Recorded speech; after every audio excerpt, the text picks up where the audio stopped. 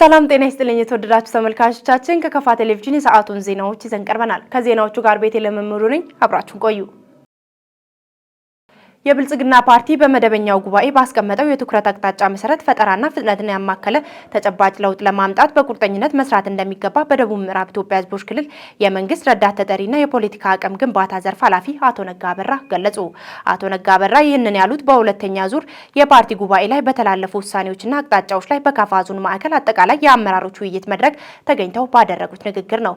ዘገባው የባልደረባችን ታምራት ኃይለ ነው። ምህረት ማሙት አቅርበዋለች።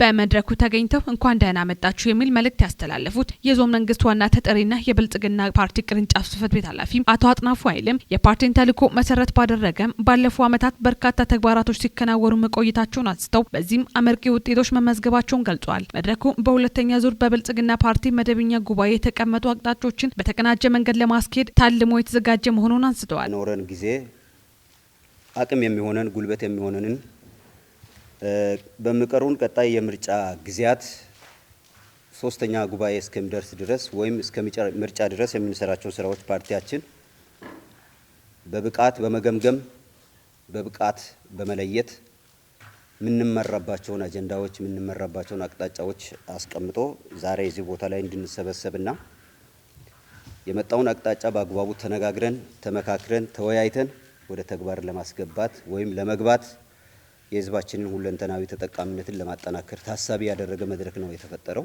በመድረኩ ተገኝተው ንግግር ያደረጉት የደቡብ ምዕራብ ኢትዮጵያ ህዝቦች ክልል የመንግስት ረዳት ተጠሪና የፖለቲካና አቅም ግንባታ ዘርፍ ኃላፊ አቶ ነጋ አበራ በበኩላቸው ብልጽግና ፓርቲ የሁለተኛ ዙር ጉባኤ ማካሄዱና በጥልቀት ውይይት መደረጉን አንስተው በጉባኤው መሰረታዊ የሆኑ ውሳኔዎች መተላለፋቸውን ገልጸዋል። ጣይ 2 ዓመት ተኩል ያህል ፓርቲውን ሊመሩ የሚችሉ አመራሮች በጣም ዲሞክራቲክ በሆነ ሁኔታ ሁሉም ሰው ከእያንዳንዱ አካባቢ የሄዱ የጉባኤ ተሳታፊዎች ነፃና ዲሞክራሲያዊ በሆነ ሁኔታ የፓርቲ አመራሮቻችንን መርጠው ለቀጣይ ተልዕኮ ኃላፊነት የሰጡበት ትልቅ ጉባኤ የተካሄደበት ነው። ይህንን ጉባኤ ስናካሄድ ትልቁ ጉዳይ ባለፉት የለውጥ ዓመታት ውስጥ እንደ ፓርቲ የተገኙ ስኬቶች በጣም የተሻሉ ናቸው። አንዳንድ በቅድመ ጉባኤ ወቅት ላይ በነበሩ ውይይቶችም ይሁን የዚያኔ ጉባኤ ወቅት ላይ ከተሳታፊዎች ሲነሱ የነበሩ ጉዳዮች እንደ ፓርቲያችን ከተለፋው ልፋት አንጻር ከተሰራው ስራ አንጻር ጥሩ ነው ቢባልም አንዳንድ ጉዳዮች በጣም ሀምብል ሆነን ማየት የሚገቡን ከህዝቡ ከሚገባው በላይ ሪኮግኒሽን የተሰጠበትም ወቅት ስለነበረ ይሄንን ከህዝቡ የተሰጠውን ሪኮግኒሽን እና ይሁንታን እንደ መስፈንጠሪያ እንዴት አድርገን መጠቀም ይኖርብናል። ፓርቲያችን የረጅም ጊዜ ፓርቲ ነው። ከረጅም ጊዜ አንጻር ሊያሳካ የሚችላቸው ራዕዮችን ሰንቆ ህልሞችን አስቀምጦ እየመጣ ያለ ፓርቲ ስለሆነ ይሄ ፓርቲ አሁን ከደረሰበት ደረጃ አንጻር ባሳካቸው ስኬቶች የሚረካ ሳይሆን ወደፊት ትላልቅ ስኬቶችን አምጥቶ ውድድሩ ከትላንት ሳይሆን ከነገና ሌሎች ከደረሱበት የእድገት ደረጃ አንጻር ሀገሪቱን ወደዛ ለማድረስ አስቦ የሚሰራ ፓርቲ እንደመሆኑ መጠን በስኬቶቹ ላይ ብቻ ሳይሆን ትኩረት ያደረገው በተግዳሮቶቹና ቀጣይ እነኚህ ተግዳሮቶችን አልፎ ኢትዮጵያ በሚመጥናት ቦታ ላይ እንድትቀመጥ ሊያደርግ የሚችሉ ስራዎችን እንዴት መስራት አለብን የሚለው ላይ በጣም ጠንከር ያሉ ውሳኔዎች ተላልፈዋል። ስለዚህ እነኚህ ውሳኔዎችና ቀጣይ 2 ዓመት ተኩል ላይ እንደ ፓርቲ መንግስትን የምንመራ ፓርቲ እንደመሆናችን መጠን ፓርቲያችንም እያጠናከርን የኛ ፓርቲ ጥንካሬ በመንግስት ስራዎቻችን ላይ ለውጥ በሚያመጣበት ሁኔታ እንዴት መቃኘት አለበት በሚለው ጉዳይ በደንብ ውይይት ተደርጎበታል። አቅጣጫ ተቀምጧል። የፓርቲ መተዳደሪያ ደንብን በሚመለከት የተለያዩ ማሻሻያ ሀሳቦች ቀርበው ማሻሻያ መደረጉን አንስተው ፈጠራና ፍጥነትን በማከለ በፓርቲው የተቀመጡ አቅጣጫዎችን መሰረት በማድረግ ተግባራቶች በትኩረት መፈጸም እንደሚገባ ማስገንዝበዋል። ዛሬን መድረክ እንዳጠናቀቅን ቀጣይ በወረዳ ደረጃ በአባላት ደረጃ በመንግስት ሰራተኛ ደረጃ በህዝብ ደረጃ ውይይቶች ይካሄዳሉ። ይሄንን ውይይት ከዛሬ ጀምሮ ሊኖር የሚችለውን ውይይት የምትመሩት እናንተ ናችሁ። እናንተ እስከሆናችሁ ድረስ እኛ አጋጣሚ ሆኖ እድለኞች ሆነን እኔ አቶ እንዳሻው አቶ አጥናፉና የተወሰኑን ሰዎች ጉባኤውን ተሳትፈን አቅጣጫው ላይ ቀድመን ኢንፎርሜሽን እንዲኖረን ሆኗል። እናንተ በተለያዩ የሚዲያ አማራጮች ኢንፎርሜሽን መረጃዎች ደርሷቸዋል። ነገር ግን ደግሞ ደብዝ ያለ መረጃ ማግኘት የሚቻለው በውይይት ላይ ስለሆነ የዛሬውን ውይይት ኤፌክቲቭሊ መጠቀም ያስፈልጋል ማለት ነው። ምክንያቱም ነገ የምትመሩት እናንተ ስለሆናችሁ፣ መዋቅሮችን የምትመሩ፣ አካባቢዎችን የምትመሩ፣ ስራውን የምትመሩ እናንተ ስለሆናችሁ ይሄንን ውይይት በጥልቀት መረዳት ያስፈልጋል። የተረዳነውን ነገር ለታችኛው አካል በአግባቡ ማስረጽ ያስፈልጋል።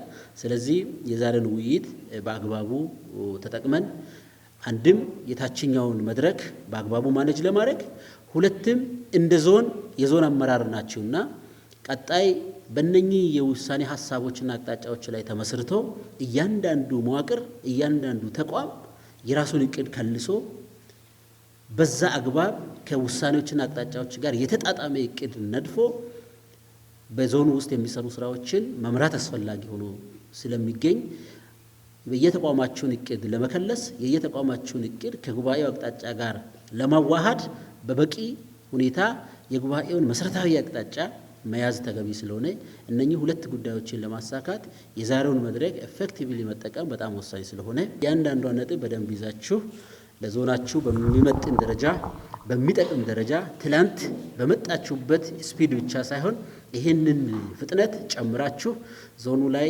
ተጨባጭ እና ውጤታማ ተደማሪ ለውጦች መጥቶ ከህዝባችን ጋር በበቂ ተግባብተን ለቀጣይ ጉዟችን ከህዝባችን ይሁንታ የምናገኝበትን እድል መደላድል መፍጠር አስፈላጊ ስለሆነ የከፋ ዞን ዋና አስተዳዳሪ አቶ እንዳሻው ከበደም የመወያያ ሰነድ ባቀረቡበት ወቅት እንደተናገሩት ብልጽግና በአዲስ አበባና በሌሎች አካባቢዎች ያስመዘገባቸውን አመርቂ ውጤቶች በቀጣይ በእኛም አካባቢ ለመድገም አመራሩ ቁርጠኛ መሆን እንዳለበት ታስቦ የተዘጋጀ መድረክ ነው ብሏል። ከውይይቱ ተሳታፊዎች ውስጥ አንዳንዶቹ በሰጡት አስተያየት አመራሩ ለቀጣዩ የሚፈጽመው ተግባራቶችን በትኩረት እንዲያከናውን የጋራ ግንዛቤ ያስጨበጠ መድረክ እንደሆነም ገልጸዋል። በመድረኩ የክልል ብልጽግና ፓርቲ ቅርንጫፍ ጽህፈት ቤት የመንግስት ረዳት ተጠሪ አቶ ነጋ በራም፣ የከፋ ዞን ዋና አስተዳዳሪ አቶ እንዳሻው ከበደ፣ የዞኑ መንግስት ዋና ተጠሪና የብልጽግና ፓርቲ ቅርንጫፍ ጽህፈት ቤት ኃላፊ አቶ አጥናፉ ኃይሌ፣ የዞን ምክር ቤት ዋና አፈ ጉባኤ የተከበሩ አቶ ግርማ ደፋር፣ የዞን አስተባባሪ አካላትና አጠቃላይ አመራሮች ተሳታፊ ሆነዋል። በተያያዘ ዜና ከቃል እስከ ባህል በሚል መሪ ቃል በተካሄደው ሁለተኛ ዙር የብልጽግና ፓርቲ ጉባኤ በተላለፉ ውሳኔዎችና አቅጣጫዎች ላይ የክልሉ አመራሮች ውይይት አካሂደዋል። ዘገባው የባልደረባችን ምህረት አብራኑ ነው። መድረኩ በኢትዮጵያ ብሔራዊ መዝሙር ተጀምሯል። ከሁለት ዓመታት ተኩል በፊት በተካሄደው የብልጽግና ፓርቲ አንደኛ መደበኛ ጉባኤ ላይ በተላለፉ ውሳኔዎች በርካታ ልማታዊ ተግባራቶች ሲከናወኑ ቆይቷል። በዚህም በርካታ ድሎች የተመዘገቡ ቢሆንም ተግዳሮቶች ግን አልታጡም። የደቡብ ምዕራብ ኢትዮጵያ ሕዝቦች ክልላዊ መንግስት የብልጽግና ፓርቲ ቅርንጫፍ ጽህፈት ቤት ኃላፊና የመንግስት ዋና ተጠሪ አቶ ፍቅሬ አማን በመድረኩ ተከታዩ ንግግር አድርገዋል። ፓርቲያችን በህዝብ ገፊነት በድርጅት ውስጥ በነበሩ የለውጥ አቀንቃኞች አመራሮች ሳቢነት መጋቢት 10 የፈነጠቀው የለውጥ ጮራ ሀገራችንን ከመፍረስና ህዝቦቿን ከመበታተን የታደገ የትንሣኤው ወቅት ብቻ ሳይሆን በአገራችን አዲስ የፖለቲካ እይታና ሐሳቤ እውን እንዲሆን በር የከፈተ ጭምር ነው። በአብዮት ከመፈራረስ በሪፎርም መታደስን፣ በጎራ ከመከፋፈል በህብረ ብሔራዊነት መሰናሰልን፣ በጥላቻ ከመጠፋፋት በፍቅር መደመርን፣ ግንብን በማፍረስ ድልድይ መገንባትን፣ የዜጎች ክብርና የሀገርን ልዕልና ማስከበርን ዓላማ አንግቦ ላለፉት 6 እና 7 ዓመታት የሀገራችንን ተስፋ ያለመለመ ፓርቲ ነው። በመደመር እሳቤ የሚመራው የብልጽግና ፓርቲ የበርካታ ድሎች ባለቤት ቢሆንም የሚገጥመውን ፈተና እያለፈ የመጣ ጠንካራ ፓርቲ ነው ያሉት ደግሞ የክልሉ ርዕሰ መስተዳድርና የብልጽግና ፓርቲ ስራ አስፈጻሚ አባል ዶክተር ኢንጂነር ነጋሽ ዋጌሾ ናቸው። ፓርቲያችን ሁለተኛ መደበኛ ጉባኤውን አከናውኗል።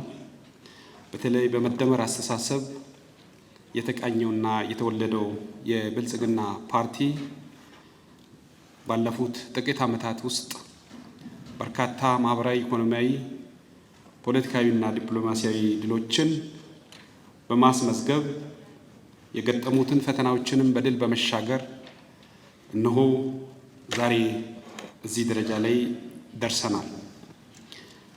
ባለፉት ጥቂት ዓመታት ውስጥ በተለይ በመጀመሪያው የብልጽግና ፓርቲ ጉባኤ ላይ ያስቀመጥናቸው አንኳር ጉዳዮች ነበሩ። እስከ ሁለተኛው ጉባኤ ድረስ መፈጸም አለብን ብለን ከነዚህ መሰረታዊ ጉዳዮች በመነሳት በተለይ የውስጥ ፓርቲ ዲሞክራሲ ስርዓትን በማጠናከር አብሮነትና አንድነትን ማጎልበት አለብን። በዚህም ሂደት አጠቃላይ የፖለቲካ ስነ ምህዳርን ማስፋት አለብን። ዘላቂ ሰላምን በሁሉም የሀገራችን አካባቢዎች በማረጋገጥ አዎንታዊ ሰላም መፍጠር አለብን። ለዚህም በእያንዳንዱ አካባቢ ላይ ያሉትን እንደየአካባቢው ባህሪ በመቃኘት መፍትሄ ማብጀት አለብን ተብሎ በዋናነት ከተቀመጡት ጉዳዮች ውስጥ ይገኛል። በውይይት መድረኩ የፓርቲውን ሁለተኛ መደበኛ ጉባኤ ውሳኔዎችና አቅጣጫዎች ላይ ያተኮረ ሰነድ የመንግስት ዋና ተጠሪ አቶ ፍቅሬ አማን አቅርበዋል። በሰነዱ ከተመላከቱ ዋና ሀሳቦች መካከል 8 ነጥቦችን የያዘ የውሳኔና የአቅጣጫ መግለጫ ነው። ይህም ጠንካራ የተቋም ግንባታ ለጠንካራ ሀገረ መንግስት፣ ጠንካራ የተቋም ግንባታ ለጠንካራ ሀገረ መንግስት፣ መዋቅራዊ የኢኮኖሚ ሽግግር ማድረግ፣ አካታች ማህበራዊ ልማትን ማረጋገጥ፣ ብሔራዊ ገዢ ትርክትን ማስረጽ፣ ገቢር ነበብ ፐብሊክ ሰርቪስን መፍጠር፣ ብሔራዊ ጥቅምን ያስቀደመ የውጭ ግንኙነትና ዘላቂና አዎንታዊ ሰላምን ማረጋገጥ የሚሉ ናቸው። በቀረበው የፓርቲው ሁለተኛ መደበኛ ጉባኤ ውሳኔዎችና አቅጣጫዎች ላይ የክልሉ አመራሮች ሀሳብ ሰጥተውበታል። ከአመራሩ ለተነሱ ሀሳብ አስተያየቶች ከክልሉ የብልጽግና ፓርቲ ቅርንጫፍ ጽህፈት ቤት ኃላፊና ከክልሉ ርዕሰ መስተዳድር ምላሽ ተሰጥቶበታል። የፓርቲው ሁለተኛ መደበኛ ጉባኤ ውሳኔዎችና አቅጣጫዎች ለቀጣይ 2 ዓመታት ተኩል የሚያገለግሉ መሆናቸውም ተገልጿል። በተለያየ አደጋ ለተጎዱ ወገኖች ሰብአዊ ድጋፍ የማድረሱን ተግባር መጠናከር እንዲቻል ህዝቡ የቀይ መስቀል ማህበር አባል በመሆን ማህበራዊ ግዴታውን መወጣት እንዳለበት በኢትዮጵያ ቀይ መስቀል ማህበር የከፋ ዞን ቅርንጫፍ ጽህፈት ቤት ገለጸ። ጽህፈት ቤቱ በበጀት ዓመቱ የ6 ወራት አፈጻጸም በቦንጋ ከተማ ገምግሟል። ዘገባው የባልደረባችን በላቸው ዘለቀ ነው። ተከታትለን እንመለስ። የመክፈቻ ንግግር ያደረጉት የከፋ ዞን ቀይ መስቀል ቦርድ ሰብሳቢ አቶ አክሊሉ አሰፋ እንደተናገሩት ቀይ መስቀል ቦንጋ ቅርንጫፍ ባለፉት 6 ወራት ውስጥ በተፈጥሮና በሰው ሰራሽ ችግሮች ምክንያት ለተጎዱ የህብረተሰብ ክፍሎች የተለያዩ ድጋፎች እንደተደረጉ ገልጸዋል። ጽንሰ ሀሳብ ለእናንተ ነገር አስፈላጊ አይደለም ያለው ነገር ስለምታውቁ ለሰብአዊነት የተቋቋመ ድርጅት ነው። ይሄ ማለት እንግዲህ በዞናችን በአሁኑ ሰዓት በዞናችን ብቻ ሳይሆን በመላ ሀገሪቱ በአሁኑ ሰዓት ሰው ሰራሽ የሚሆኑ የተፈጥሮ አደጋዎች በጣም ይከሰታሉ። እነዚህ አደጋዎች ሲከሰቱ ቀድሞ የሚደርሰው ቀይ መስቀል የትም ቦታ ድንበር የለውም። ባንዲራውን ሰቅሎ ተሽከርካሪን ይዞ ያለውን ሀብት ሰብስቦ የትም ደርሶ የሰው ህይወት እንዲኖር ሰርቫይቭ እንዲያደርግ ሰብአዊነትን ለማስቀጠል የሚመጣው የመጀመሪያ ጥሪ የሚደረግለት ቀይ መስቀል ነው። ከፋ ዞን ላይ ናዳ ሲከሰት የመጀመሪያ አድሬስ ያደረግነው ቀይ መስቀልን ነው። እኛ ጋር ያለውን ነው። ሰው ሲፈናቀል መጀመሪያ ጥሪ የሚደረግለት ለቀይ መስቀል ነው። ትናንሽ አደጋዎች ለምሳሌ የቤት ቃጠሎ የተለያዩ አደጋዎች ሲከሰቱ መጀመሪያ ጥሪ የሚደረግለት ቀይ መስቀል ነው። ስለዚህ የዞናችን ህዝብ በጣም ሰፊ ነው። የዞናችን መዋቅር በጣም ሰፊ ነው። ቅርንጫፍም ሲከፈት ያለ ምክንያት አይደለም።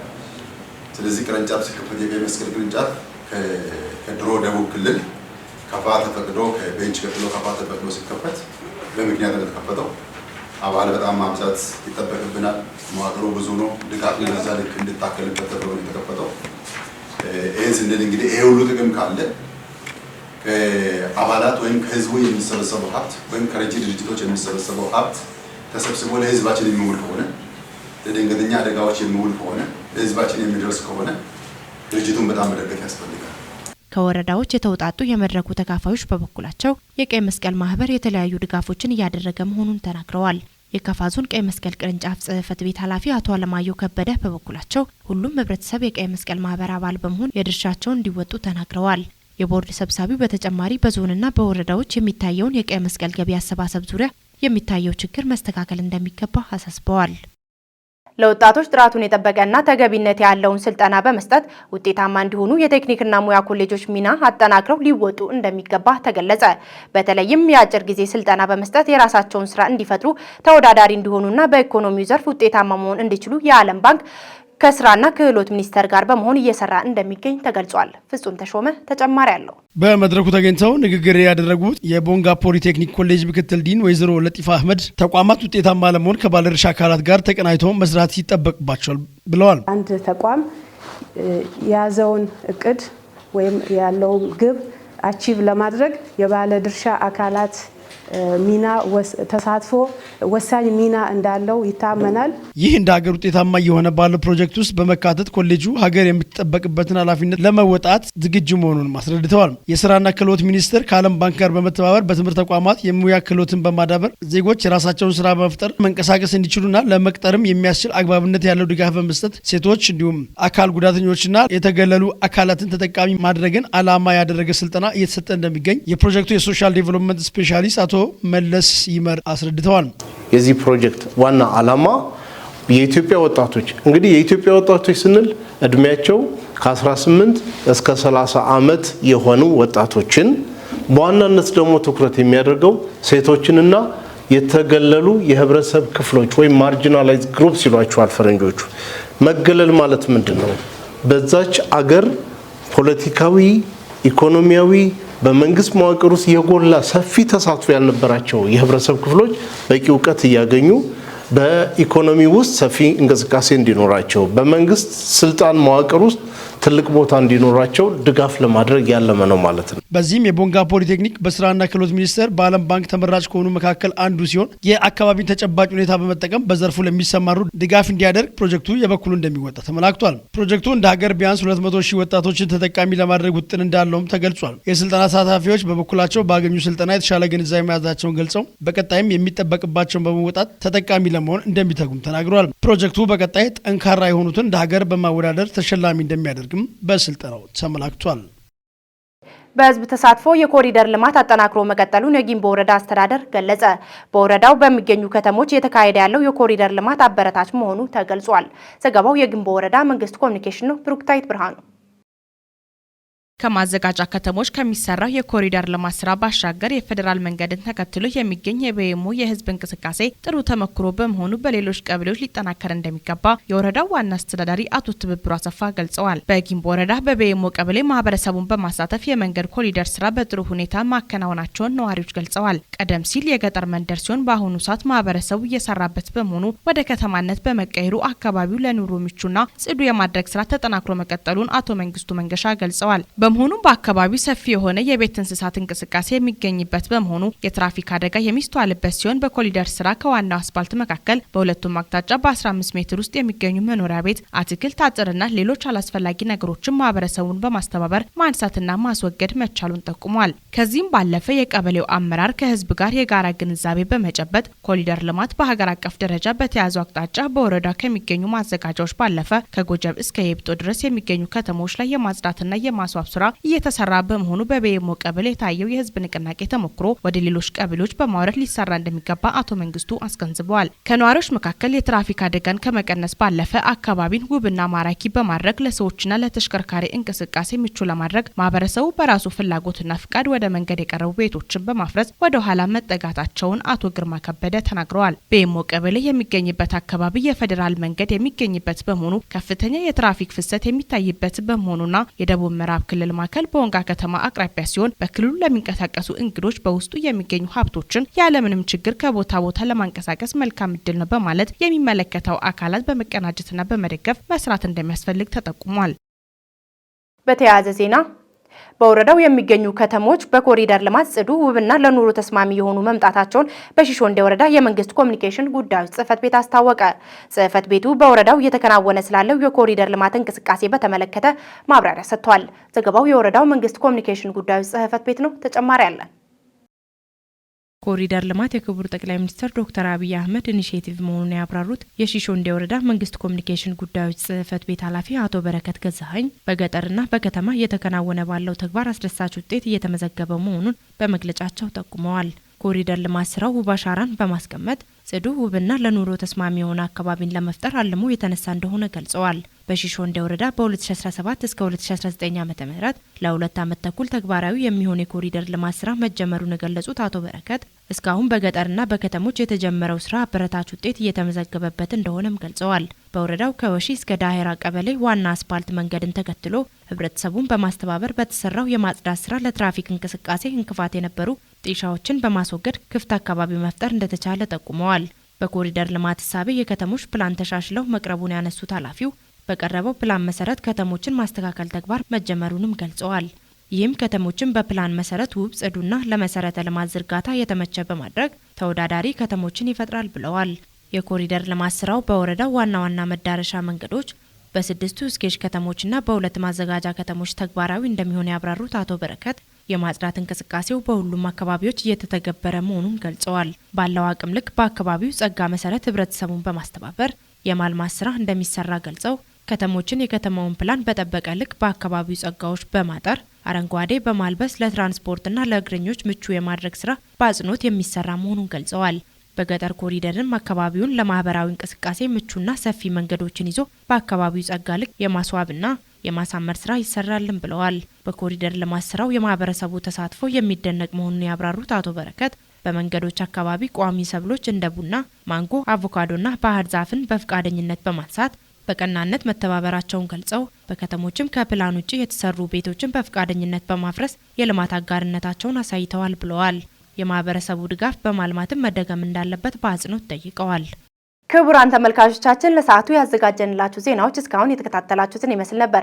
ዜናዎቹን በመምራት ቤተልሔም መምሩ አብሬያችሁ ቆይታ አደረግኩ። ቀሪ የካፋ ቴሌቪዥን መሰናዶዎች ይቀጥላሉ። ሰላም ቆዩልን።